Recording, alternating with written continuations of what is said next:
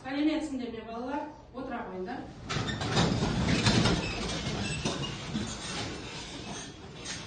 Бүгін қазақ әдебиеті сабағында көне күндерден жеткен жәдігерлер деген бөлімнің келесі тақырыбы Қазтуған жыраудың Қазтуғанның қонысымен қоштасуы атты жырмен бүгін танысатын боламыз.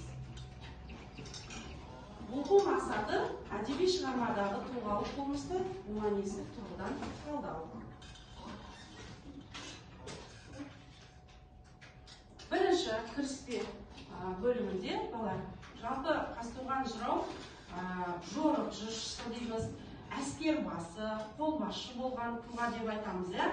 Қазтуғанның бұл жырында жалпы еліне деген құрметі, туған жеріне деген сүйіспеншілігі, қимастық сезімі жырланған бұл шығармада. Қонысымен қоштасқанда бұл кісі сол кездегі ел билеушісіне наразы болып, қонысын тастап кете барған екен. Сабақтың келесі бөліміне тапсырма бізде жалпы жырдың тақырыбы мен идеясына сипаттама беруде. Жырдың тақырыбы не туралы? Идеясы не туралы? Сұрақ. Қане балар? Бардәулет, айта ғой. Жырдың тақырыбы Қазтуған өзінің елінің саясатына және еліне реніш сезімі пайда болды. Ал идеясы өзінің жерін қайғылы сезіммен тастап бара жатқандығы туралы айтылған екен. Жарайсың, жақсы. Қазтуған неліктен қарға бойлы Қазтуған атанып кетті дейді. Туралы да сабақта өткен болатынбыз. Бексұлтан, айта ғой. Қысқа бойлы дейді. Қысқа бойлы болғанда қарға бойлы Қазтуған деген екен. Ал тағы да деректер өте көп, зерттеулер өте көп. Тағы да қандай нұсқасы бар еді? Сайдал, айта ғой. Тағы ол бойы ұзын деп қарағай бойлы Қазтуған деп атаған. Уақыт өте келіп адамдардың барлығы қарға бойлы Қазтуған деп атап кеткен екен. Бұл да бір дерек. Бізге зерттеушілерден жеткен деректер екен. Тамаша балалар. Қазтуған жырау қай хандардың тұсында өмір сүрді? Исмаил. Қазтуған жырау Ноғай хандардың тұсында өмір сүрді. Ноғай хандығының тұсында өмір сүрген екен. Оның әкесінің аты кім еді? Кім болған екен? Бардәулет, айта қойшы. Ноғай ордасының билеушісі Сүйініш мырзаның ұлы болған. Тамаша, жарайсыңдар. Келесі тапсырмаға өтеміз енді біз. Екінші тапсырмамыз, оқу тапсырмасы. Қазтуғанның қонысымен қоштасу атты жырдан көркемдегіш құралдар, ассонанс, аллитерацияларды теріп, дәптерлеске жазады екенбіз. Қане, жырды оқулығымыздан ашып, қарайып. Қане, осы тұста айтып кете қойыңдар, ассонанс дегеніміз не екен?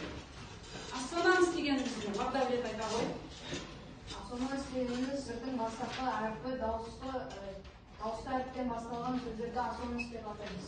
Яғни жырдың әрбір өлең жолы, яғни оны біз тармақтар деп айтамыз. Тармақтардың дауысты дыбыстан басталуы, бұл ассонанс деп аталады. Аллитерация дегенімізде, Ерасыл, айта ғой.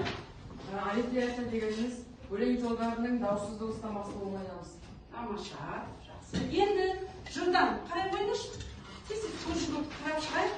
Ассонанс, аллитерация. Оңай ғой, бірыңғай дауыссыздан басталып тұрады. Қатарынан ол ассонанс, ал дауыссыз дыбыстан қатар тізбектен басталып тұрса, ол аллитерация деп аталады екен. Және кім тапты, кім жылдан екен бізде? Тағы да. Бардәулет. Оқи ғой. Ассонансқа артаға қарай көшермін, алашыма ұрам десермін, ат құйрығын кесермін, ат сауырын беремін, алыста дәуре түспемін. Тамаша. Тағы да бар ма ассонанс? Қарай қойыңдаршы. Ассонанс бар ма тағы? Дауысты дыбыстардан басталған. Өлең қатары. Бар ма?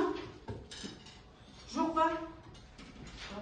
Жоқ екен. Бұда аллитерацияны іздейік. Аллитерация тауып қойып па? Әлихан, айта ғой.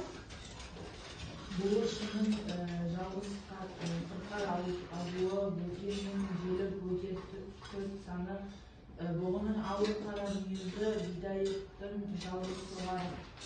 Яғни бұл дыбыстарынан басталып тұр екен, иә? Ал Ерасыл Таштың тағы да? Күшті болған салдай, табырден күндік алуға қайда келеді деймісің. Аллитерация. Бұл жерде аллитерация болды, иә? Тамаша. Бағдәулет тақтап тұрма? Оқыңыз. Аллитерацияға қаланың қасы білгенде қаз мойнында қаншаңыз қалада тұрып жылаған. Тамаша. Жарайсыңдар. Сонымен бізде аллитерация көп екен, астанамыз көп екен. Аллитерацияны көбірек қолданған екен, біздің Қазтуған бабамыз. Жарайсыңдар. Жақсы. Енді біз сабағымызды қорытындылай келе, жүзіп шығу әдісі арқылы қазір сұрақтар беретін боламыз. Сол сұрақтарға жылдан жауап беріп отырамыз балалар. Енді Қазтуған жырау қай жерде дүниеге келді? Қазтуған жырау, Диар? Қазтуған Ноғай ортасында дүниеге келген. Тамаша, Ноғай ортасында дүниеге келген, жақсы. Біздің мынау жыраулар поэзиясы деген әдебиетте үлкен бір кезең бар. Сол жыраулар поэзиясы кезеңі қай дәуірде болған екен? Қай ғасырда? Дәлірек айтқан кезде, Абдылғани айта ғой? 15-18 ғасырларда. Тамаша, жарайсың. Енді жыраудың, жыршығын. Жырау деген кім екен? Бұл сөзім айта ғой? Жырау жырды өзі жазатын, өзінің ойын жазатын адам. Және оны қайтып халыққа жеткізетін адам, жырау деп аталады. Жыршыны кім айтады? Қане, жыршы. Сайдал айта ғой, жарайсың, отыра ғой, сөзім. Жыршы деп біреудің жырын алып, басқа халықтарға таратады.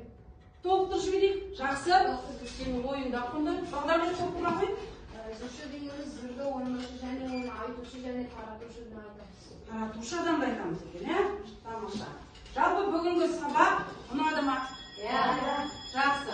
Енді үйге тапсырма аламыз. Үйге тапсырма, Қазтуған және заман тақырыбына шағын эссе жазып келеміз. Балалар, осымен сабағымыз аяқталды. Сау болыңыздар.